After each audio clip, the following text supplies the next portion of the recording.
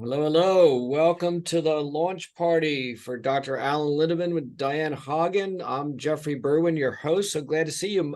Alan, who's joining us here? Well, this is Michael, and he works with Michelle. He's our publicist. He asks really good questions. So thank you, Michael. You're feeling better. That's great. And I know a couple people are still connecting to audio. Looks like we have Ashley and Sandy. Great. Okay, it looks like 3 of the 4 quads are actually in. That's in. fantastic. That's great. That's great. Well, we're going to get started. Welcome. I'm Jeffrey Berwind. I'm your host from authorsuccess.com. We're hosting this party, and we were very honored to be part of the process to get this wonderful book out there. And with me is Kimberly, who is our producer for these events. Hey, Kim. Hello, good to see you, Jeffrey, and congratulations to Diana and Alan. Thank you, Kimberly. And an essential player is their book coach, Dr. Sarah Brown. Sarah, congratulations to you. Oh, no, this is all Diane and Alan, but I'm so excited about this day. This is great. We're excited as well. So we're all going to have a job to do toward the end, which is we're going to toast their achievement. So you want to go grab something. So at the end of our launch in about 30 minutes, we'll be toasting whatever it looks like. Perfect, Michael. And all right. So in the meantime, Dr. Sarah Brown, their book coach, pre-recorded an interview with Alan about the book, and we're going to share that short interview with you right now. I'm here today with Dr. Alan Lindemann, who has just released a new book, Pregnancy Your Way, Choose a Safe and Happy Birth. Congratulations, Alan. Thank you, Sarah. It's nice to be here with you today. So how many babies have you delivered? Well, about 6,000, and it's been fun. Wow, that is a lot of babies. So why did you want to write a book? Well, there's a lot of need, I think, for education. If we look at, I just recently read an article in Time, and it's by Allison Felix, a friend of Tori Bowie's. She said that it was a surprise to her that she had swollen feet, a surprise that was one of the things you would see with preeclampsia. So we're here, our book, our websites, we're here to educate moms. We're not here to replace their doctors, but you know, it would have been a very simple thing for Tori to know about swelling feet. It would have been easy for Allison to know about the same thing. You know, the reason we go to prenatal care is to look for preeclampsia. So our site, what we're trying to do is tell moms what they should be feeling, thinking, talking about when they go to their prenatal visits. So since you brought it up, what is preeclampsia? Well, preeclampsia is peculiar to pregnancy, and it does involve hypertension. That's the first sign that you'll find. And of course, there's hyperreflexia, which means too much reflex, and there's protein in the urine. So all of these things are routinely checked at each prenatal visit. So moms and dads should know why they're being checked and what the results mean. In your book, you have a concept like a flight plan. Tell me where that came from and how a woman would use that. Well, I have always had the best results with my patients when I incorporate them into their care. In other words, sometimes moms just need permission to be involved with their care, to take care of themselves at home. Sometimes they have a little bit of an elevated blood pressure, and I'm not sure exactly what to do about it. So I give them a blood pressure cuff and tell them how to check their pressure at home. So the flight plan actually helps them figure out what they need to be doing themselves? Absolutely. I call that steering pregnancy. Ah, so it's not replacing the doctor. You're still encouraging them to go see their doctor. Is that it? Absolutely. We have no intention of replacing anybody, but we do, like all other prenatal books, plan to educate our clients. And you also spend a lot of time in your book on postpartum depression. Tell me why that was so important to include in this particular book. Well, if we look at the reasons that moms have postpartum morbidity and mortality, behavioral causes are now number one. 20 years ago, that didn't happen. But today, behavioral, the group known as behavioral consists of suicides, homicides, and drug overdose. If you read the CDC, they'll tell you that all of these are considered avoidable. So that's what we're trying to do, is to avoid as many postpartum deaths from behavioral sources as we can. I see. What is it that you're seeing happening in obstetrics right now? And what do you see as the biggest challenge going forward? Well, each year, I think we have more problems with access. You're familiar with the water everywhere and not a drop to drink. But we have in this country more healthcare than any place on the planet. The problem is that we don't make use of it. Our patients either can't get at it for financial reasons, their insurances won't pay enough, or they just find that they have a group of doctors taking care of them, and they see somebody different every time. They don't have a relationship. They don't really even have somebody who's invested in having a good outcome. That's what's needed. Is you need to have a good relationship, and you need to have somebody really care and listen to what you have to say. And this book will help you do that because you go in informed to each visit. Is that the idea? That's exactly what we want to do, is to tell our consumers what to expect from each visit, and then to know what to do with the information and how to help yourself when you go home. Alan, do you have any parting words for your future readers? Yes, thank you very much, Sarah, for that. I would think that access is the thing that we need to look for. And again, we need to take care of ourselves. So this book will help you with that, taking care of yourself. Things as simple as checking your blood pressure at home and calling your doctor if it goes up, say 10 points or so. Well, Alan, again, congratulations. And to all of you listening here, I highly commend the book, Pregnancy Your Way, Choose a Safe and Happy Birth. Thank you, Sarah.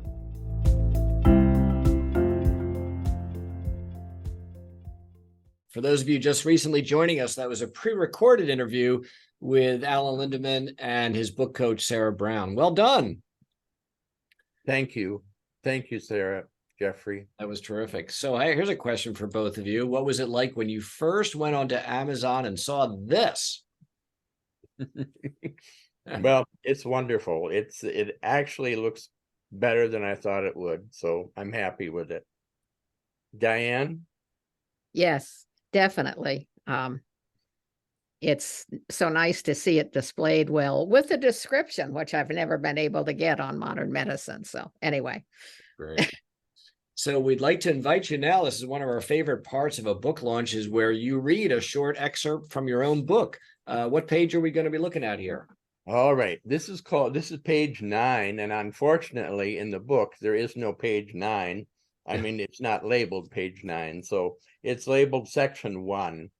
And you're in charge of your pregnancy. So, all right. Sandy might recognize what you're reading. Yeah, Sandy, forgive me if there's things that I haven't done right here. Anyway, Sarah, my receptionist, rang. Dr. Lindemann, you have a new patient with quads. Quads means 4 babies in the uterus. Her name is Sandy. When would you like to see her? I think she's been doctor shopping. Put her on my schedule today at noon so I can spend all the time I need to with her. Sandy and Doug arrived shortly before noon, and I went to the waiting room to greet them and to take them to my office. How did you find me? I asked Sandy. We went to mothers of multiples and asked which doctor had the most experience with multiples, and your name came up often. I could see that Sandy and Doug were anxious. I didn't want to send the wrong body language signals to them that might make them more worried than they were already. Sandy and Doug were well dressed and articulate. Sandy said, "You're our fourth doctor that we've interviewed. We have quads as a result of in vitro. We've been to 3 doctors in 2 cities who have recommended that we decrease the number of babies from 4 to 2. They call that reduction," Doug said, "but we can't make that choice." I wanted to be sure they understood what was going on in this situation. So I asked, "Do you know why you're getting that reduction recommendation?" Sandy said, "I think there are 2 reasons. First, they think that I'll have a better chance of carrying twins longer than quads. And second, quads are considered to be a mistake from their point of view. I think that both of you understand well the reasons that these 3 doctors have recommended reduction." I said, "But you're still in this moral dilemma which nobody has addressed. You can't act on these recommendations. They're irrelevant for you. Please correct me if I misunderstand, but you're telling me that your pregnancy is going to be all or nothing. Are you prepared for those 2 possible outcomes?" Doug said, "Yes, all 4 get the same chance to live or not to live, but they will be treated equally. This decision would last a lifetime." Doug, Sandy, and I discussed planning for this pregnancy, including labs, ultrasounds, prenatal visits, and smoking less, with the maximum benefit for all the quads. Sandy smoked cigarettes. I said, "You need to quit." She said, "I can't." I said, "Let's compromise. Sometimes nobody gets exactly what they want, but let's try a win-win. If you smoke 1 cigarette a day, I win because that's less than you now smoke, and you win because it's better than none. Smoking less is the first of many compromises I'll ask from now on. Today, if you decide to stay with me before you leave, I want to do an ultrasound to make sure there are 4 babies and 4 beating hearts. I'll see you weekly so that we can adjust your flight plan, or your birth plan, or what I call your flight plan, as needed." Sandy's pregnancy went along well for the first 25 weeks. She called at about 25 weeks and said, "I can't eat." And that's when we hospitalized her for about a week. She went home and she came back. And the rest of the story we can talk with Sandy about if she wants to talk about it. So I can talk about whatever you want to talk about. And 3 of the 4 of them are on that camera that says Ashley. My son had to work. So the 4th is around and all good, but he couldn't clear his schedule. Dr. Lindemann was amazing. So, I mean, it went down pretty much like he said it did.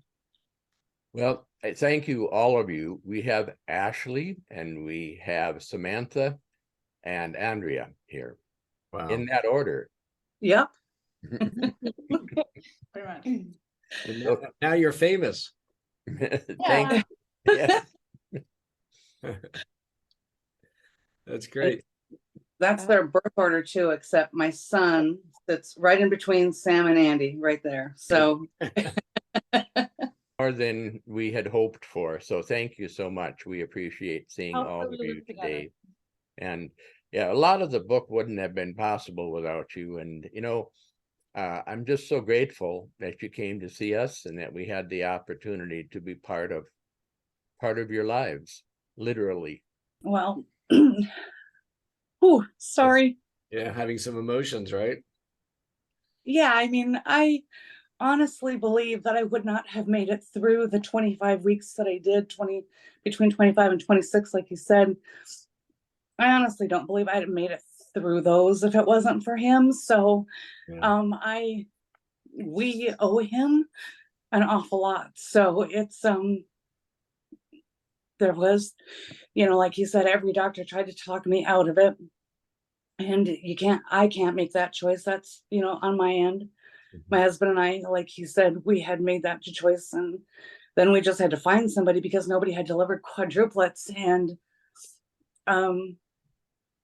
you know, when we left there, I told I said, you know, I'm done. We're done looking. This is who I'm supposed to be with. And, we counted heartbeats every week, every Wednesday. And, my self-inflicted reward after that heartbeat count was McDonald's breakfast and like a half of a McDonald's Coke because I took the no caffeine seriously. So, but he always asked how I was doing. He always paid very close attention to that. Even after the kids were born, he took care of me like I never thought was possible, because then, you know, he was always asking about the babies and going up to the NICU, but he was also checking on me and making sure I was okay and that I didn't slip into depression and everything else. And so, like, literally for that period of our lives, you know, Dr. Lindemann, he was just part of our family. It was, you know, we caught up with him every week like we would have a parent. So. And it must have been so nerve-wracking to try to find a doctor that understood your situation, understood you. Mm-hmm. So the relief must have been colossal as well when you found him, when you found Alan. It was, I like celebrated. Like we had like we were so happy. It was like, you know, we had a reason to celebrate because we were in limbo for so long without having a doctor. I mean, the fertility doctors, they just kind of hand you off. If you're not ready, you're not ready. And we were not for that. So yeah, he took care of us.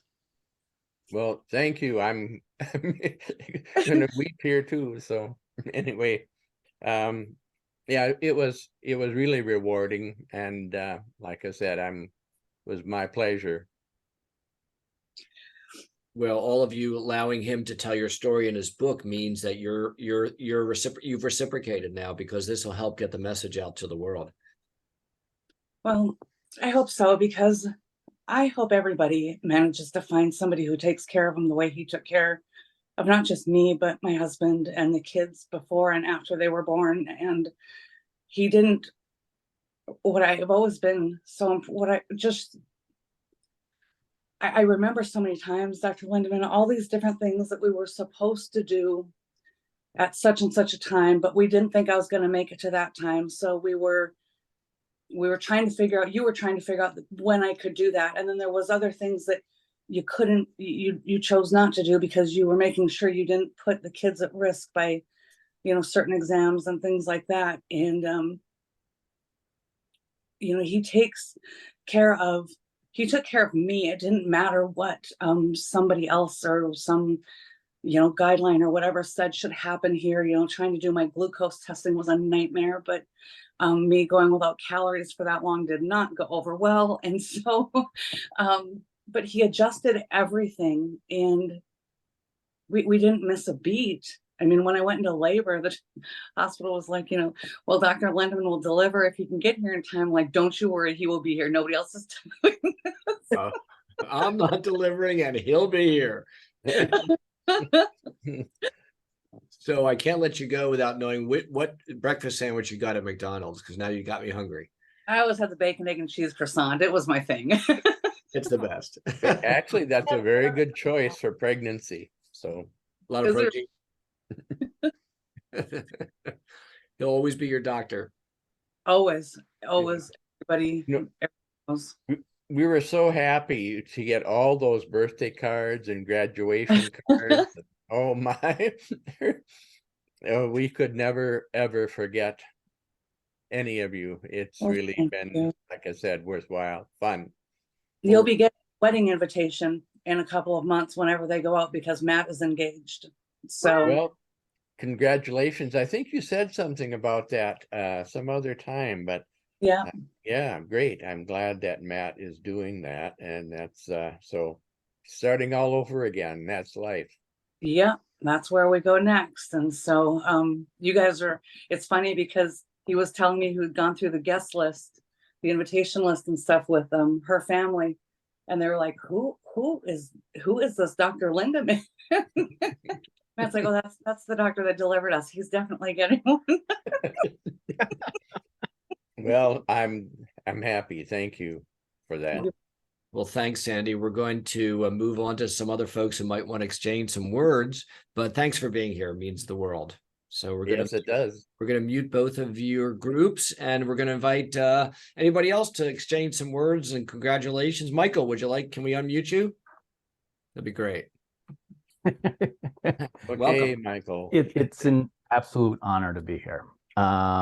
First of all, I have to apologize to both Diane and Dr. Lindemann because I bug them with questions all the time. So seeing you now, I apologize. No, Very good questions. yes, I keep telling Diane, these are wonderful questions. So you really get what I'm trying to say. Well, I appreciate that, Dr. Lindemann. And just for everyone else, I'm Mike. My name is Michael Mejito. I am a representative of Wasabi Publicity. Wasabi Publicity has been representing Dr. Lindemann. And I'm standing in for Michelle Tennant, who is our head publicist, who is on her way to Moab, Utah right now. So I am, and have really always been proud to be, Dr. Lindemann's pitch writer. So when you're a publicist and you want to get interviews for people, you need to write a pitch, and you send it to people via email. You send it to me via email. So I am the one that writes Dr. Lindemann's pitches. And, to do such a thing, you kind of read the book, you read a little bit about him. But I never feel that kind of summarizes who a person is. You kind of have to find the story behind, you have to find the actual human being. And with Dr. Lindemann, and with any client, I kind of just look at a photo of them and say, who is this person actually, right? Who is this person? Now, when you all look at Dr. Lindemann here right now, what's the first thing that strikes you? If I never saw Dr. Lindemann before, I would say this man is extraordinarily warm. This man is extraordinarily heart-based. And that's what I think has always separated him from any other health or doctor type client that I've written pitches for. You can feel the heart and warmth all over the man. You can see it right here, right now. I mean, look at him. He's all heart and he's all warmth.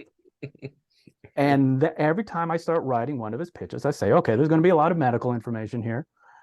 But I start going into my heart and start writing because that's what he is dictating for me. That's who he is. And that vibe has to be in every one of his pitches because that's who he is. Well, thank you so much. And yes, I've never thought of myself as being warm, but I do think I like to talk from my heart. And so thank you. Thanks so much, Michael. We're going to move on to Stephen. We'd love to unmute you so you could exchange some words.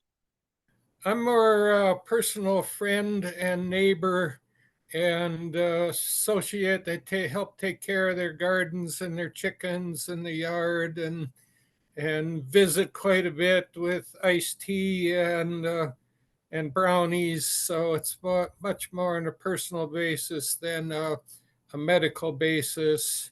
And I'll certainly agree with the warmth, and both Al and Diane absolutely are fascinated by their flock of chickens.